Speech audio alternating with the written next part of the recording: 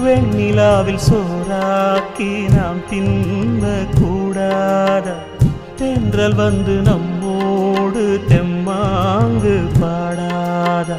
வெண்ணிலாவும் என்னான்னு கீழால பார்க்காதா? சோடி ஒண்ணு அங்கேன்னு ஊரார்க்கு சொல்லாதா? ஒன்னு என்ன போல 100 பேரை பார்த்து பழகி போனதம்மா பால் நிலாவும் நேத்து. சொல்லி சொல்லி என்ன சொக்க வைக்கும் மாமா, இன்னும் கொஞ்ச காலம் காத்திருக்கலாமா? நாள் பார்த்து நாள் பார்த்து நாள் போக கூடும், நடிக்காதே மானே. கட்டிக்கிடலாம் கட்டிக்கிடலாம், கட்டினதுக்கு அப்புறம்